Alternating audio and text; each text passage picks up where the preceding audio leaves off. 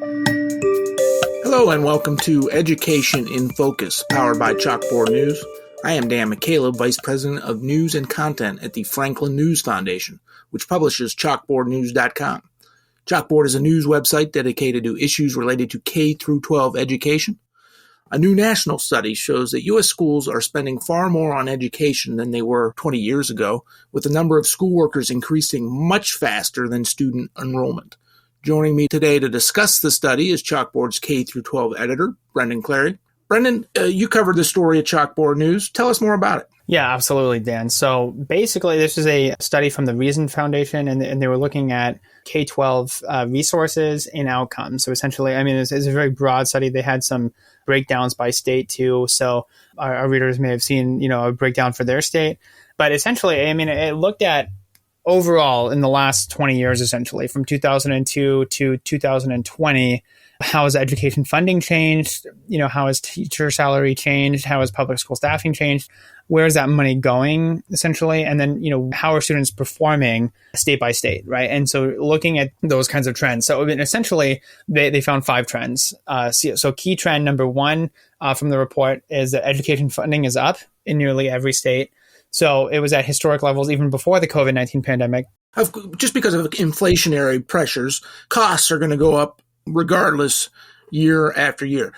Are these numbers adjusted for inflation? Yeah, I think so. That was true for teacher salaries. So that is inflation adjusted per student revenue increase. So that is there in the teacher salary thing. So I would assume so. And that's kind of what we've seen is that, that has gone on an upward trajectory, that there is more spending per student essentially over time. So in 2020, education funding in 9 states was over $20,000 per student, with New York topping the list at almost $30,000 or over $30,000 per student. And I've written about this separately at Chalkboard News too, and kind of looked at this as well as, let's look at the outcomes per pupil, like the amount of money. So, there is a comparison. You can compare the Census Bureau data and the National Assessment of Education Progress, which is also called the nation's report card. And, when I was reporting on this last year, you can look at some of that per pupil spending. States like Utah and Idaho, they actually get some of the highest marks in the nation. So that's kind of what this report found as well, right? That there are not necessarily direct correlations between how much money you're putting into an education system and then the outcomes that you get. Right. So that's just like an interesting thing to see that, kind of published somewhere else. We did cover that at Chalkboard in December.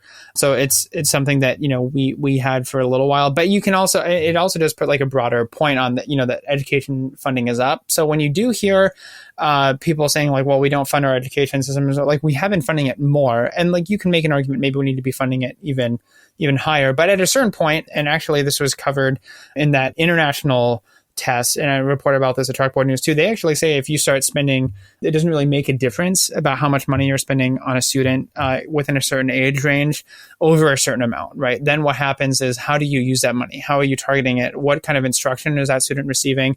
So it's a really interesting thing, that's sort of a generally accepted fact that, the money can only go so far. And then it's about, okay, what kinds of teaching do you have? How rigorous is your academics? So that's interesting. Another thing to keep in mind, though, too, is, of course, taxpayers fund schools.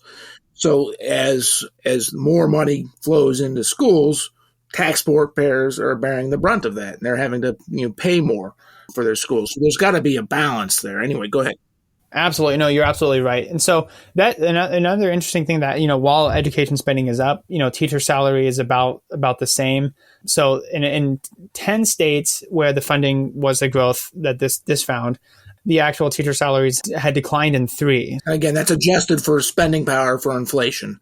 Yeah, and I believe so. So notably, like the Illinois inflation adjusted per student revenue increased by $7,141, for example, and then its real average teacher salary fell by $3,301. So that is adjusted for inflation. So this extra money that they're collecting and spending is going to other things outside of the classroom. Right. And so some of that can be, they did find in key trend number 3, that public school staff growth is outpacing enrollment growth. And so some of those are non-teaching staff. So that's like the difficult thing is, we've seen the push for the community schools. So that's something that we've seen a lot of where these are staff members, mental health professionals, people who are not in the classroom, but are providing support. or they're not teachers. Maybe they're in the classroom. Maybe they're like a paraprofessional. Maybe there's somebody else who's assisting students, but they're not actually in the classroom. So that is something that we've seen kind of as a broader push, is that there's a community school trend, where they have what's called wraparound services that they try to provide to students.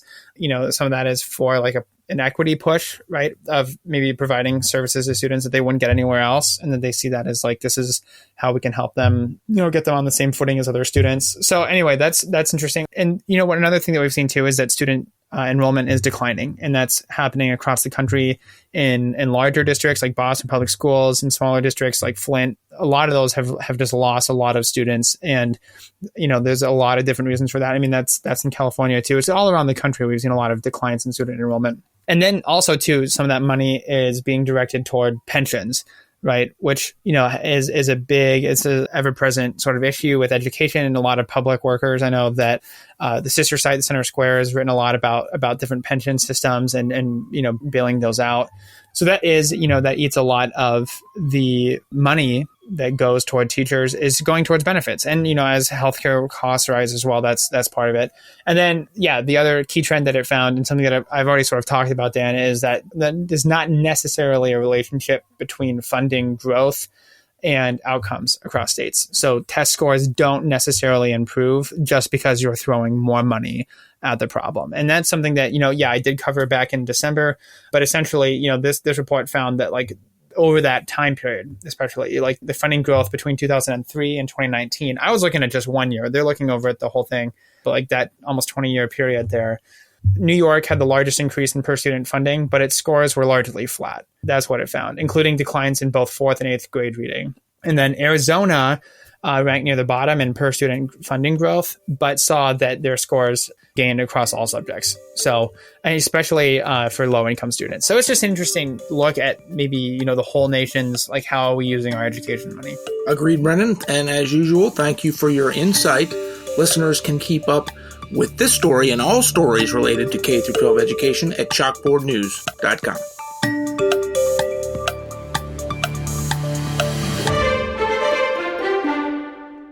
Get creative with Skillshare. Explore thousands of hands-on creative classes with one inspiring membership. Watch, play, learn, discover. Follow the link in our show description to join Skillshare today and get 1 month free.